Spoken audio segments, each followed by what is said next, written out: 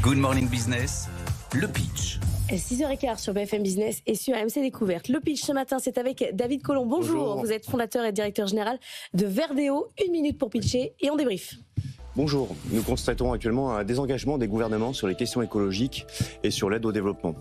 Pourtant, les urgences environnementales et sociales ne cessent de s'intensifier. C'est la raison pour laquelle j'ai fondé Verdéo, afin que tout projet qui peut prouver ses impacts puisse être financé.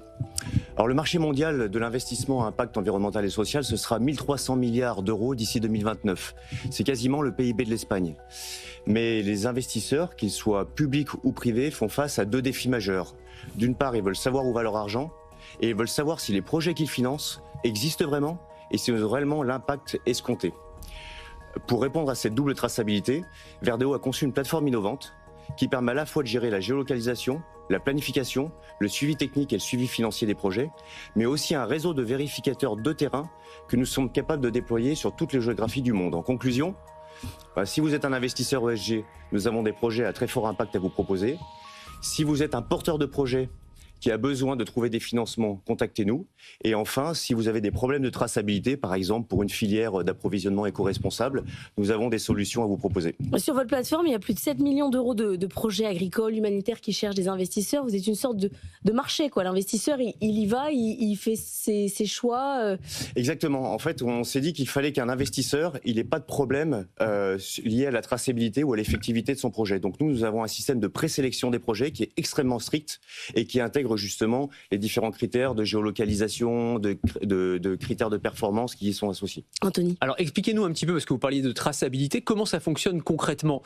Vous allez donc analyser chaque projet, donc j'imagine dans ce qu'on nous donne comme documentation, et ensuite vous allez vérifier sur le terrain la réalité du projet. Vous pouvez nous donner des exemples concrets? Oui, on a un back-office qui nous fait la due diligence des projets, donc ça va être des projets avec des groupements agricoles que l'on a en France, et des agriculteurs qui vont confier des projets sur lesquels ils veulent faire une transition sans pesticides, et nous faisons l'analyse de tous les documents, tous les budgets, tous les business plans, nous dotons les projets d'indicateurs pour que lorsqu'après ils sont financés, on ait ce suivi et cette traçabilité opérationnelle.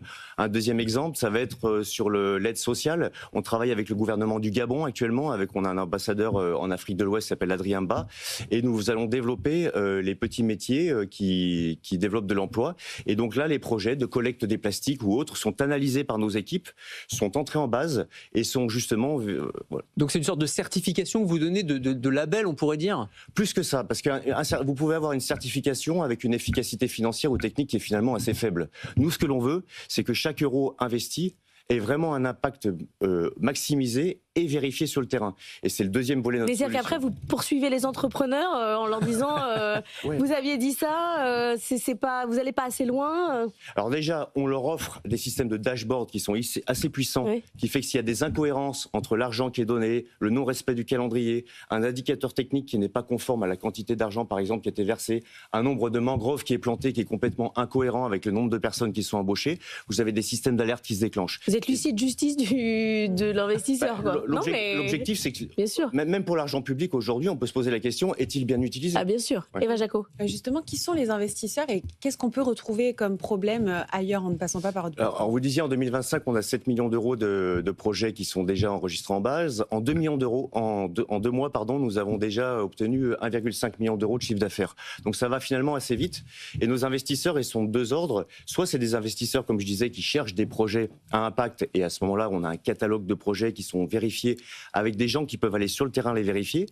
Nos nuages de points de géolocalisation permettent aussi de faire du monitoring satellitaire sur les projets. Mais nous avons aussi, par exemple, des filières d'approvisionnement en café, en cacao, qui doivent prouver que leurs cultures ne viennent pas de la déforestation.